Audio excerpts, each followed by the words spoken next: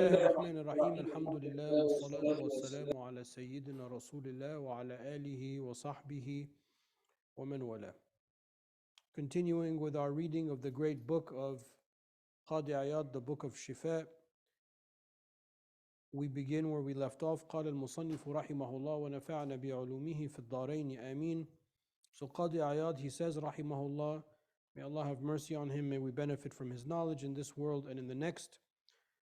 Ameen. Section 3, the meaning of miracles, mu'jizat. Remember the last class we began talking about this concept of the miracles.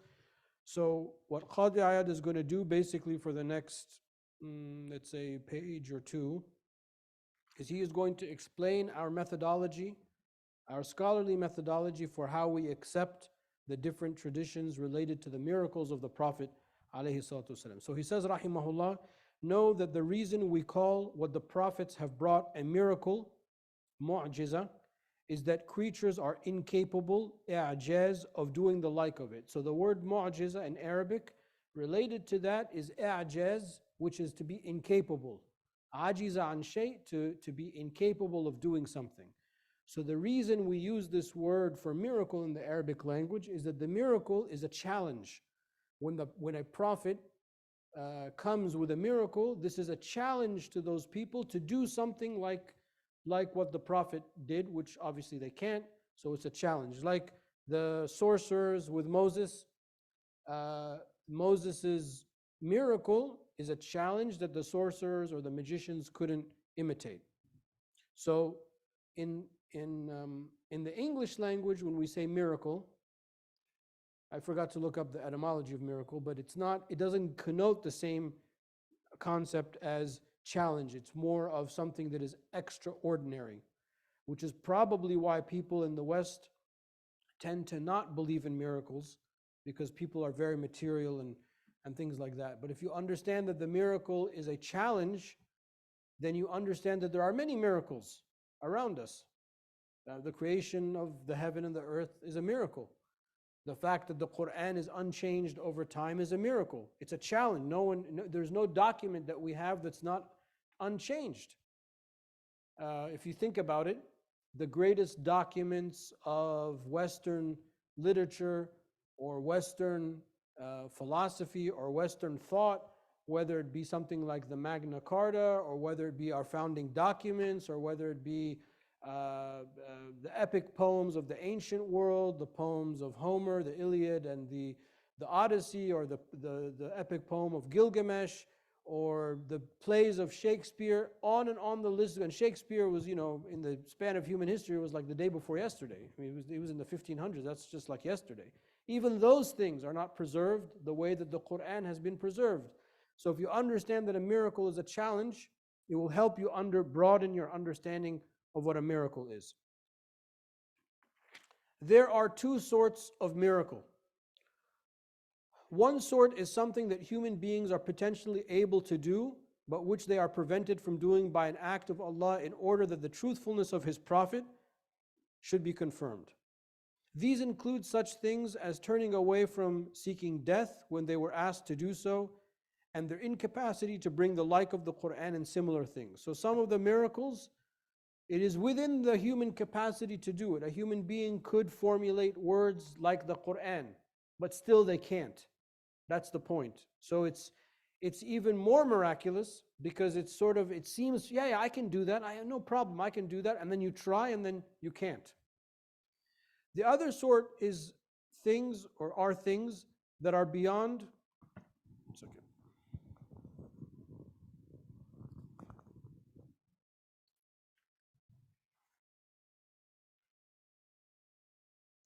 The other sort are things that are beyond their power, our power meaning, and which they cannot do, such as bring the dead to life.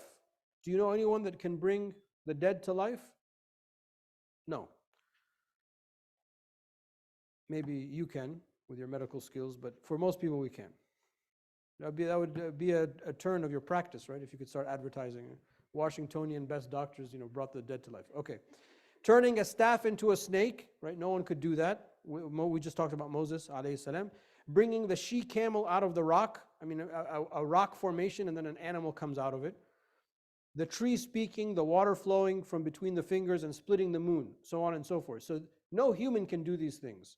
So the first type of miracles are things that we can do, maybe, but they're done in a way that's a challenge. No one can do them. And then the second type of miracles are things that are just so out of the ordinary that no one can do them. And usually in the modern world, it's the second kind that people think about miracles. But I don't want us to forget the first type of miracles, because in many respects they're even more powerful. I mean, if Christ brought the dead back to life, I mean, that's unbelievable. But then they'll say, okay, this is some super magic or something like that. The real miracle is when you do something that other people technically can do, but there's no way that they can do it even when they try. That's a longer lasting miracle. So the greatest miracle of the Prophet ﷺ is the Quran itself. Okay, the second type, he says, they are things that Allah does at the hand of His prophets. The prophets' challenge to those who denied Him to produce something similar was in order to show their incapacity.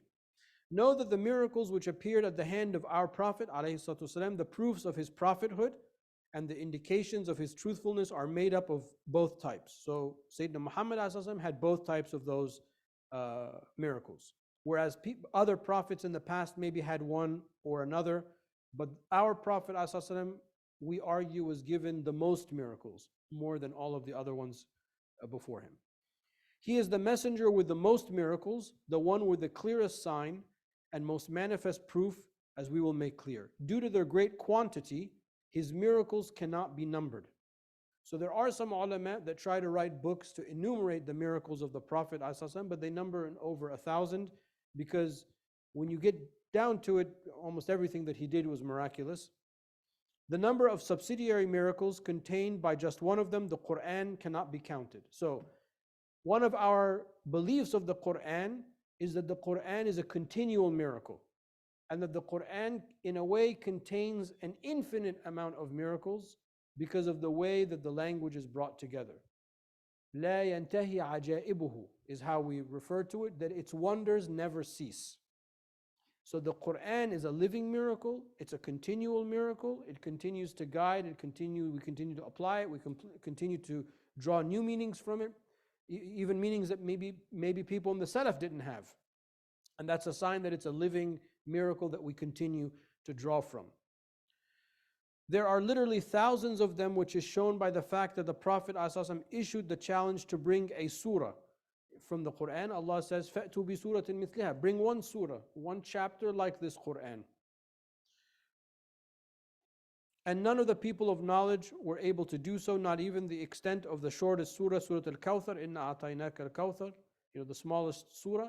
Even that people couldn't imitate, even though some of the pagan Arabs tried. Every single verse is therefore a miracle, and it also has other miraculous properties, as we will explain further on. The miracles of the Quran is its own subject, and there are independent books that have been written about that by other, As-Sakhawi, not As-Sakhawi, Az-Zarkashi, As-Suyuti. Others, they have independent books that talk about the miraculous nature of the Quran. People talk about the scientific things that are in the Quran, people talk about the linguistic miracles of the Quran, people talk about some of the unique features. I think he'll mention some of them. It's its own subject. And usually in Ramadan, I don't know about Imam Rifai, but those are the books that we pull off our shelf when we have to prepare for our Taraweeh Khatira. Those are the books we turn to.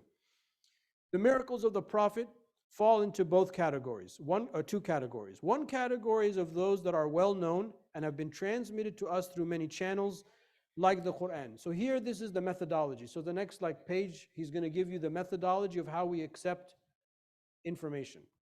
So the first thing he said, and I talked about this in the last class for those that remember, let me just repeat that. One category of the miracles is of those that are well known and have been transmitted to us through many channels, like the Quran. That's not a very good translation, because Qadi Iyad is using technical language, that the Quran, anything that we have in Islam comes to us, our primary sources come to us through transmission, meaning one person narrates it to another person.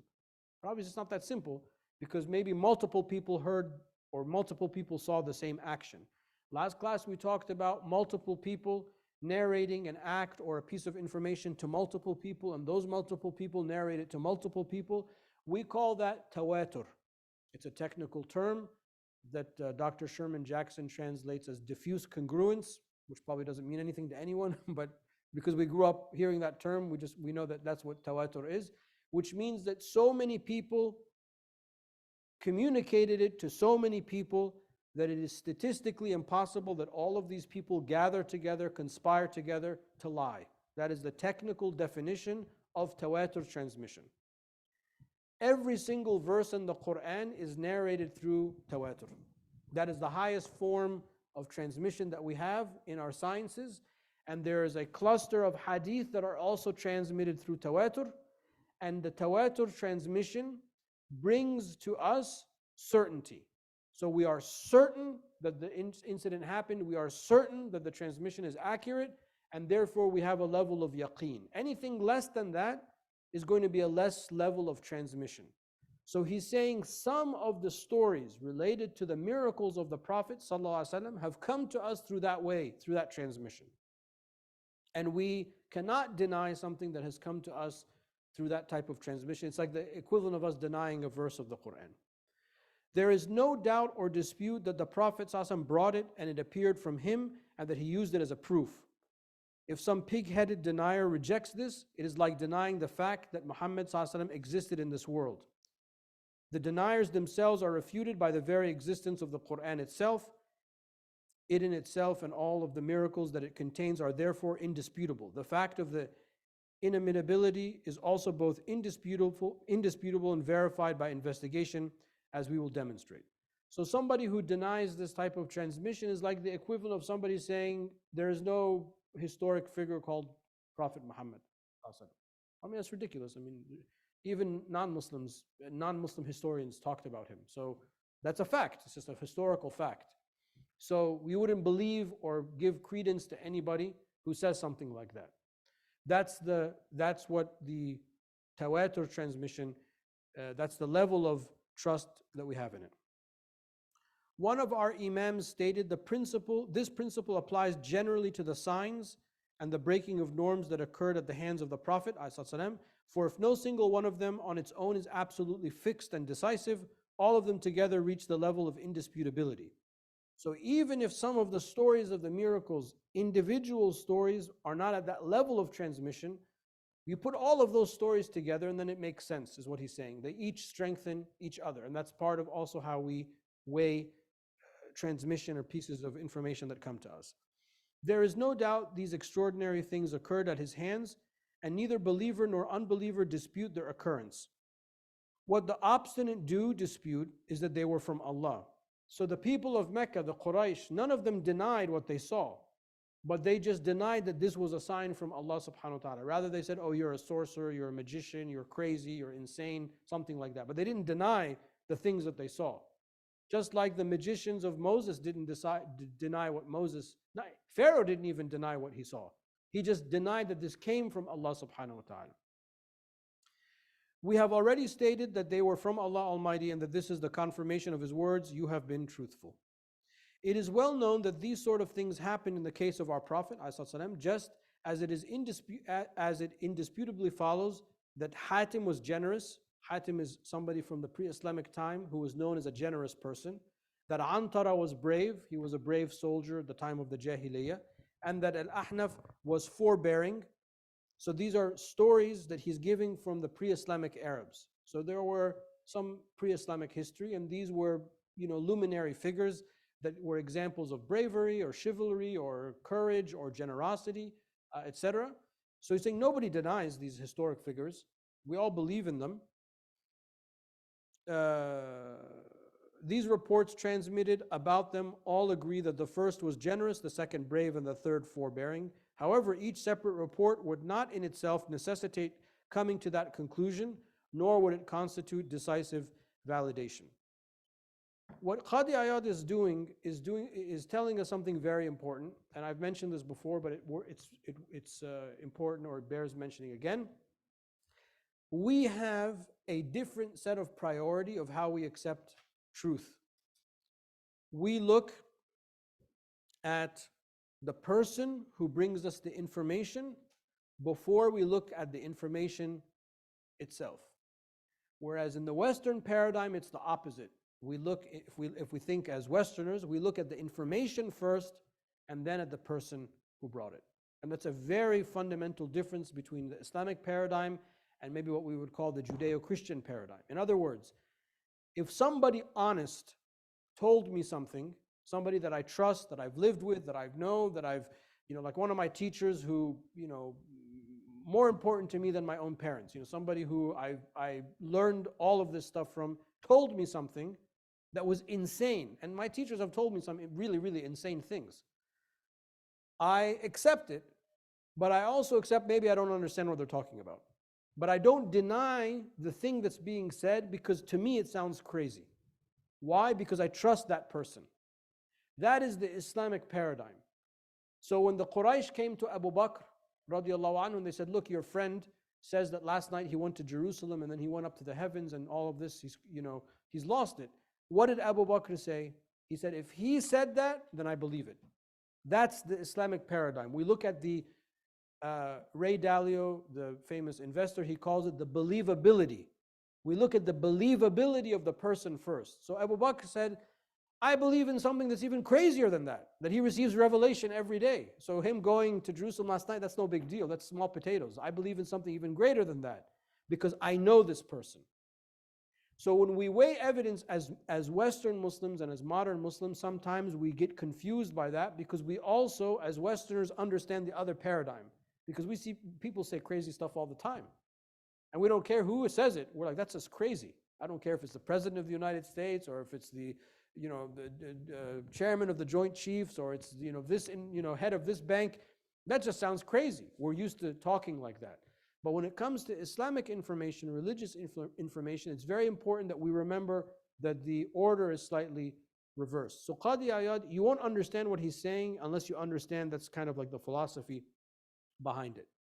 So he's talking about these three figures from pre-Islamic Arabia, and he's saying maybe each individual story, maybe it's shaky or something like that, but all of those stories together, and everybody talks about them, then we believe in them. Just like we know that there was a person called the Buddha. No one denies that there was somebody called the Buddha. I mean, you'd be insane to say something like that. Or there was a civilization, the Mayan civilization, or the ancient Roman Empire. No one can deny these things are historical facts that have come to us from so many different sources that we understand that they are historical facts. That's what he's saying. So the hadith about the miracles of the Prophet ﷺ, we should understand them in that way. And then he says the second category consists of those things that do not reach the level of certainty, okay, because they do not have that many people that narrated them. They are divided into two kinds. There are those things that are famous and widely known. A number of people relate them, and they are well known to be the people of hadith and the relators and transmitters of the seerah. These include the water flowing from the fingers of the Prophet ﷺ and a little food becoming copious. So those are famous miracle stories, but in and of themselves, they're not at the level of like the moon being cut in half or the Isra and the Ma'raj. But he's saying, even though they're individually transmitted, they come from people that we trust, people that we believe. So therefore we accept them because it only makes sense that the Prophet ﷺ was so amazing. Why not? The water came from his fingers and the food was enough for many people. And by the way, the food enough for many people, I have witnessed that myself. And when you witness things like this, then you understand the power of the miracle. I remember we were in a gathering with one of my teachers, and we were told I was hosting the gathering, we were told to prepare food for, I think 50 or 60 people. So we ordered food for 50 to 60 people, and 250 people showed up. And not only did the food last that every single person ate, but there was food left over after my teacher left. So it's not like, a Disney movie where, all of a sudden, poof, and then the food increased. It wasn't like that, but subhanAllah, the food lasted. I was certain that the food would not last. I mean, the food did not look like it was going to last. But at the end of the evening, everyone had a plate of food in front of them. All the 250 people had a plate of food, and there was food left over. So I saw that can happen because there's barakah in the food. And I've also been, on the opposite side where there's a lot of food, and you look like you're overwhelmed by the amount of food, and then you can't eat a lot, or you eat a little bit and then you get sick or something like that because there's no barakah in the food. So I have seen stuff like that happen, and that stuff only confirms your faith. So again, these are reliable transmitters, so we accept them. These include, there are also things that were only known to one or two people. A small number of them related them, and they are not as famous as the other category. But when they are joined to others, they are compatible with them, and together they confirm the miracles as a whole, as we have already stated. Like when the Prophet ﷺ was in the cave with Abu Bakr radiallahu anhu in the Hijrah, and then some of the stories will say a dove came or a bird came and made a nest, or there was a spider that created a spider web on the mouth of the cave. These are not very strong transmissions, but why not? We have no problem accepting them because all of the Sirah authors talk about them anyway. And wasn't the Prophet ﷺ saved? Did the Quraysh find him? No, they didn't find him. So it makes sense. That's what he's saying. We can accept them because of that reason. Many of the signs related from him are definitely known. There is the splitting of the moon, whose occurrence is confirmed by the Quran. اقتربت الساعة وانشق القمر. It's a verse in the Quran, whole surah. It's called Surah Al-Qamar. There is the splitting of the moon, whose occurrence is confirmed by the Quran and about which there are subsidiary reports, including the reports of the Quraysh, the non-believers who saw it. One should never depart from the literal meaning unless a definite proof is produced. And that's one of our principles of interpretation. We take the prima facie meaning of words unless the prima facie meaning creates some kind of problem, in which case then we have to offer a metaphorical interpretation. Its probability is increased by sound reports from many places, so our resolution to uphold it should not be weakened by the opposition of some stupid weakling devoid of religion, nor should one pay any attention to the stupidity of an innovator who casts doubts into the hearts of weak believers. Nay, rather we throw this in his face and turn our back on his stupidity. This is I would say the same thing, but this is Qadi Iyad saying this. So all of these people that say you have to strip all of these miracles out of the seerah, and you can quote Qadi Iyad, and you can say we turn our back on your stupidity. That's what Qadi Iyad said. You could just say that. It is the same with the story of the water flowing from the fingers of the Prophet ﷺ, which the fuqaha consider the most pure water to ever exist on earth, and the small amount of food becoming larger. Reliable people and numerous individuals related these things from a great number of the companions because these things happened in public. So therefore, many of the companions saw it, and then they told the people after them, so it becomes many people tell many people, so on and so forth. Among them are the things that have been universally related directly from a group of the greatest companions, such as when many of them were gathered together on the day of the ditch, the battle of Buat, the Umrah of Hudaybiyah, the raid of Tabuk, and other times when the armies of the Muslims were assembled together. So a lot of these miracles happened during battle, on the eve of battle. Many of the stories come from those because those were the most intense moments of the early history of the Muslims. It is not related that any of these companions contradicted any transmitter in what he said, nor did they object to any of the statements attributed to them. And in their case, the silence of those who remain silent is the same as the words of those who spoke, since they were not silent about anything that was untrue, and they were not given to lying sycophancy. This is another principle that we have, that the ulama have an obligation to say when something is wrong. So, if a certain scholar of the past, hadith scholar of the past, was silent about something that is well known and happening, that means it's his approval. Just like the silence of the Prophet ﷺ is a sign of approval. This is one of the sources of our legislation. So that's important to know, because he's saying that all of these stories, people have been talking about all of these stories from the times of the companion. Well, why didn't all of these other ulama say something about them if there's something wrong with them? Rather, they accepted them. Their acceptance of it is therefore a form of approval. Just like if, and this is the sunnah of the Prophet ﷺ, and as a teacher, this is one of the hardest things, because sometimes you don't want to, talk out against something, but you have an obligation to, and this is what we were taught. So when you see something and it's wrong, you have to say something. But most of my teachers, who are people that I respect tremendously and are very, very, very, very well versed in their fields, very rarely would I see them say anything in public. And many times I would ask them, but so and so. One time I was in a gathering, and there's this fitna amongst some people who argue that the Qibla is not northeast in North America, but it's southeast. And I was with one of my teachers, and I told him so and so that's with us, he believes that the Qibla is south. He says, there's no way he believes that. I said, no, wallahi, he does. So there was a lunch, and they got together and they were talking. And then I saw my teacher, he took like the napkin at the table, he took it out and he took his pen out and he started, I was like, oh, he's going to show him that he's wrong. And then like less than like 2 minutes later, the other sheikh got up and left. I was like, what happened? So I was waiting till the lunch and I talked to my sheikh. I said, what happened? He's like, you're right. He actually believes the Qibla is southeast. I was like, okay, yeah, and? So what happened?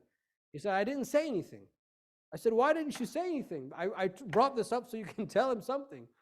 He said, maybe this way of thinking, because this person was a convert, maybe this way of thinking brought him to Islam.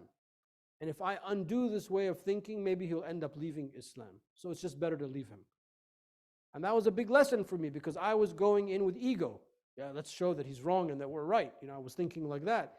And he was looking at the deeper issue.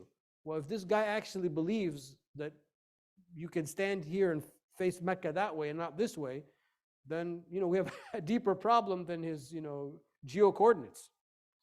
So I rarely see my teachers criticize. I mean, they always love to criticize me. I get my fair share of tough love. But I rarely see them say anything in public, because they always find an excuse for people. So if they can find an excuse for something like that, certainly if there was a lie about the Prophet ﷺ, somebody would have said something in the past. So Qadi Iyad is saying the fact that they were silent allows us to accept it. Do we have time?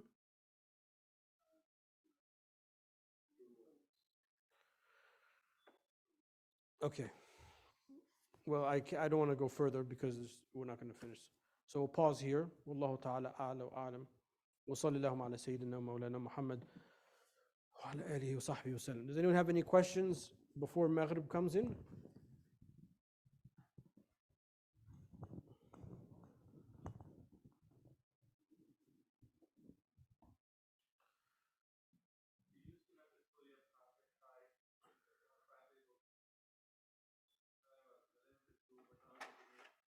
And now it's removed?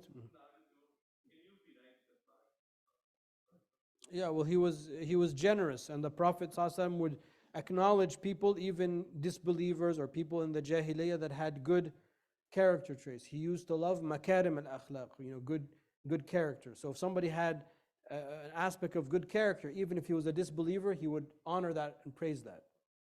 That was that's part of the sunnah.